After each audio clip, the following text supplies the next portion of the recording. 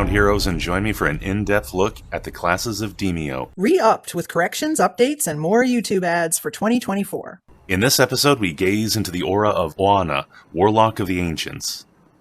Oana is a steadfast warlock and a mighty warrior, always accompanied by her astacat, Cána. Few conjurers measure up to Oana's spell-casting prowess, and she will not hesitate to employ her ever-sharp weapon, Oana, if the situation turns dire. She is a mid-ranged fighter with a magical focus.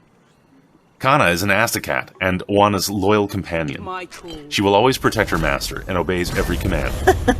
Obeys every command? Those are the good old days, when she only went crazy against the Hydra. Now she's much harder to predict. Where she moves, when she stays, where she returns. Maybe they rebalanced her because she was too strong. Cána's behavior is quite complicated. Basically, she has her own 2 action points. If they are both dictated by Oana's Master's Call and Feral Charge cards, then she does as ordered and nothing else. If Oana commands Cána only once, then after her turn is done, and Early Owl's too, the astacat will perform her second action. She attacks the nearest enemy she can see within 3 spaces of Oana. Keep in mind, she doesn't always see them. If she's hunting, she attacks unerringly a second time. By forgoing a second Master's Call, Oana does lose a point of damage, or 3 on a crit, but that's traded off for these benefits. She doesn't risk sending Cána away by rolling a miss. She might allow Cána to drain more health. She retains some mobility and can freely move with 1 action. And she can attack as part of that move, and missing this doesn't affect Cána's attack. As mentioned, Cána will come back to offer protection. If Cána's hunting attack kills an elemental, she is not caught in the explosion. If Oana doesn't command Cána at all in a turn, the astacat's behavior is the same as commanding her once.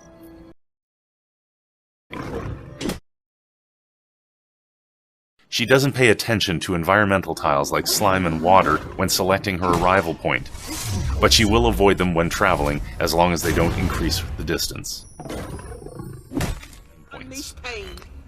She will go through friendlies if necessary, but only through 1. If there are 2 in a row, she'll be blocked. And finally, cats can't resist Whiska's new meaty selection. Astacats can't resist the great taste of Hydra, so if Cána sees one and she has action points left, she will do everything she can to take a bite.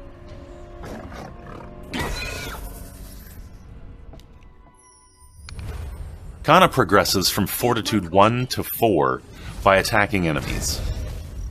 Your focus, especially at Fortitude 1, should be building her up.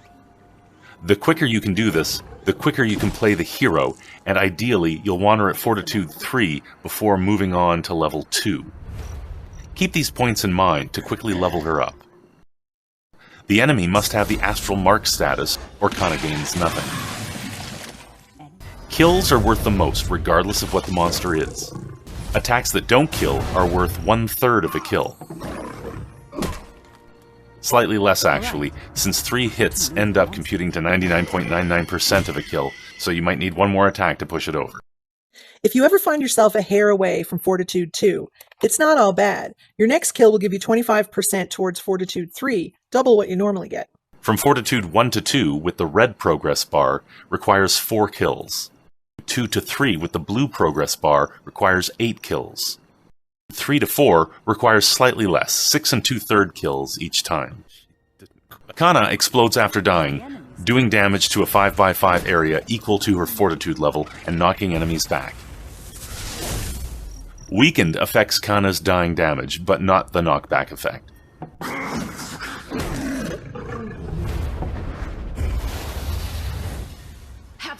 She returns after 2 monster moves at the same Fortitude level, but loses all progression to the next level. Cána works very much like a player character, with some exceptions. She cannot interact with objects. They don't have thumbs, Phyllis. No thumbs! Including the yellow-eyed tiles in Book 4 and NPCs in Book 5.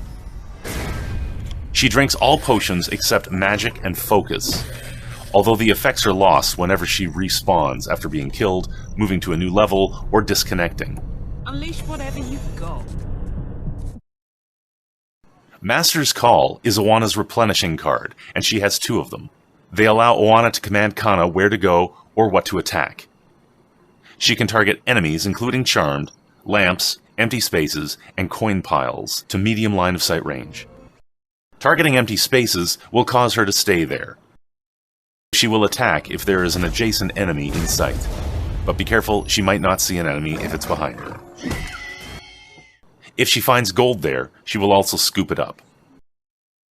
She won't pursue lamps, so they can be safely detonated. Against enemies, a small amount of astral damage is done. It is magical damage that bypasses a Ronth Scorpion's armor, but it also doesn't get a bonus from Frozen status. Excuse me? Master's Call totally gets the frozen damage bonus. You're thinking of Astral Strike. The target becomes astrally marked, allowing Cána to hunt it. She will immediately attack it for damage equal to her Fortitude level, with no chance of missing except for these conditions. She is more than 11 spaces from the target. In this case, she will use her second action if available to continue the hunt and could end up stranded far away. Unleash pain. She is blocked from reaching the target, either by enemies or a crowd of friends too deep. In this case, she will not move at all and lose her turn. She chases the target away because of a Courageous 3 buff. Come, Cána. A miss that hits a friendly can do a little damage, and Cána will follow up with her attack, but this does no damage. Whenever a target with an astral mark is attacked, Cána progresses towards the next Fortitude level, even if it was already killed by the Master's Call. Spider eggs and charmed enemies do not increase her level. Newsflash, spider eggs now progress her Fortitude level, and this is a great way to level her up. She won't go after lamps at all. Damaging enemies drains them, replenishing her own health by up to the same amount. If the Master's Call kills an elemental, Cána will be caught in the explosion. Combos. Come, Cána. Yes, a Hunter's Mark can be combined with any attack, but I'm calling it out here because the Oana Cána tag team ends up getting double the normal bonus, plus 12 with 4 hits. For honor! Astral Strike is one of Oana's starting cards. It calls forth a magical, undodgeable flurry of projectiles with unlimited line-of-sight range that are sure to clear the playing field. 10 astral missiles, or 20 on a crit, swarm the 5x5 area of effect, striking viable targets at random. That includes charmed monsters and lamps, but not friendlies. You can use the card on crowds and pick off the survivors, or you can remove secondary targets first to get a big strike on the main target. When you've got a magic bonus, this bonus is done to each enemy hit, so you get more bang for your buck by spreading it across a large group of monsters. Like Master's Call, the target becomes astrally marked. Astral Strike gets a plus 3 bonus on marked targets, but not the plus 2 bonus on frozen targets. Feral Charge is the second starting card. It commands Cána to charge up to medium line of sight range. Don't hold back. Targeting an empty space will send Cána to that space, where she will stay. Targeting an occupied space will place Cána in an adjacent empty space, where she will hunt, assuming that the target at the end of the charge has survived. And charges are great for when you're tangled. Don't let a little spider web get in her way.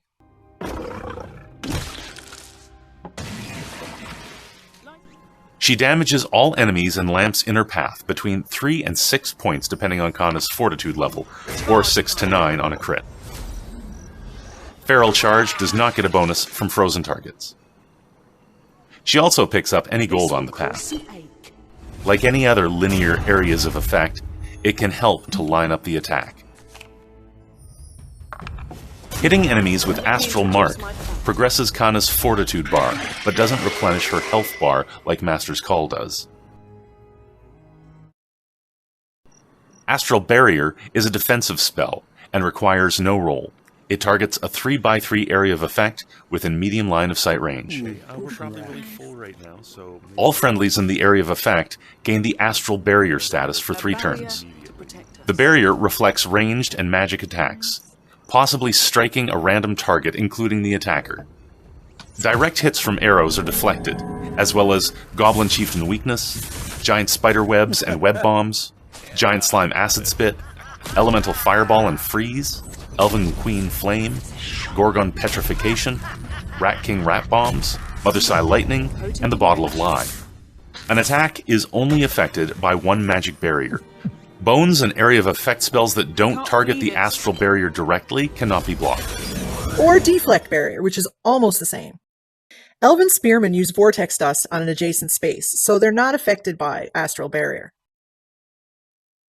Consuming Vortex requires no roll, has unlimited line of sight range, and targets only enemies at half health or lower.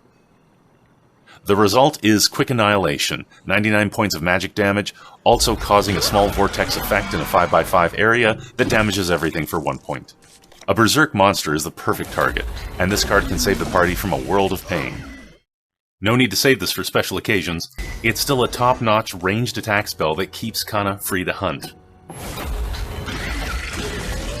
Should have targeted the Mystic. Although situational, the 1 point of vortex damage in the 2 spaces surrounding the target is reliable and can be used to trigger lamp explosions. Sometimes your target is so close to half health, and you're on your last action. In those cases, it's handy to have a 0 action point card to turn it into a viable option for consumption. The Guiding Light. Presented by Does, the soap that does everything in your washing machine. Guiding Light uses no action points and requires no roll. At its most basic, it's like a short-range Detect Enemies card. It summons a Guiding Light in an empty space within 3 spaces. It lasts for 5 turns, illuminating in line of sight and sharing what it can see with the party. It's very useful for looking around corners, especially in the realm of the Rat King. The light moves 5 spaces each turn, opening doors and alerting enemies. It flashes at the end of each movement, blinding enemies within 2 spaces for 1 turn. Time to move the monsters. Where it leads depends on how much of the dungeon you've already explored. The light moves towards the highest priority target that has not yet been revealed. Let's see what the monsters. The more of the dungeon that has been revealed, the easier it is to predict the Guiding Light's behavior. First priority is the key. Second priority is the exit. Third priority is the nearest unknown POI. Last priority is piles of gold. Finally, if there is nothing new under the sun, it rests in place. It retains its usefulness even though it loses its guiding and becomes just light, as it can be used to block spaces and blind enemies in a 5x5 target area without wandering off. Monster time. Let's begin. The light cannot be damaged, targeted, or passed through by enemies. Even so, corrupted heroes might attack it. Technically, it can be destroyed by the Mad Elven King's Regal Burst. The Portal of Nozh is a mighty convenient portal that allows you to travel between 2 locations. It uses no action points and requires no roll. Range is unlimited like the teleport card. It has good resale value and mana burn.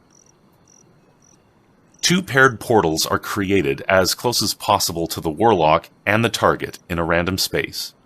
They last for 3 turns, and move any creature, object, or attack landing on one portal to the vicinity of the other. At its most basic level, the portals can be used for quick travel for the entire party. Despite the fact that enemies can use portals to follow heroes, they won't use them if the heroes are in sight.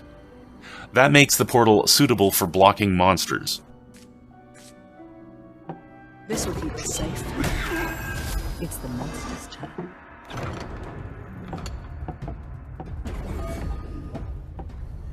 Enemies cannot be knocked into portals, but the reverse is not true. What? I think you mean that enemies can knock players through portals. You can actually use this. If there's an enemy with a knockback, like a hound or a berserk troll, you can drop a portal behind the unfortunate hero to catch them and bring them to you. Let's Combos. Dropping items into a portal causes them to appear on the other side, the exact location being somewhat randomized. You might drop a lamp 1 space away, but it could end up 3 spaces away from the other side of the portal. Some items you can send through a Portal of Nozh include Summon Elemental, Bone, Bottle of Lie, Lamps, Booby Trap, and Hurricane Anthem.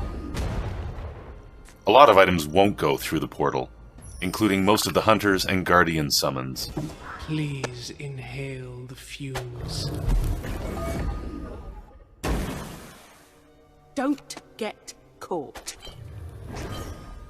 Repeating the same action will give the same result. You're welcome. If only it was that reliable. I give this a 50-50 chance of working. Using a card on a portal sends the effect to the other side, randomizing the target in a similar way to a missed roll. This can extend the range of an attack to up to double its normal limit, albeit with a slim chance of hitting anything. Of special note is line attacks.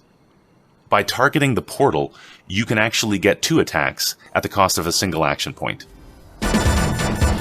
This episode's challenge is to hit the same enemy twice with a single feral charge through a portal of Nozh. Bonus points if you don't damage yourself.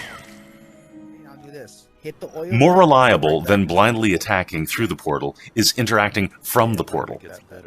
Movement to the far side is immediate, but your action, whether it's attacking or activating a healing fountain, still occurs at the starting side as if you were still there. Oh, yeah, well, This is particularly useful when detonating lamps.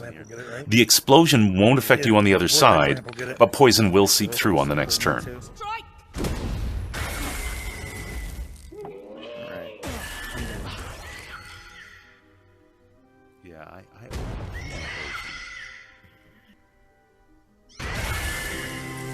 As a highly versatile duo, the Warlock and Astacat operate well towards the end of the roster.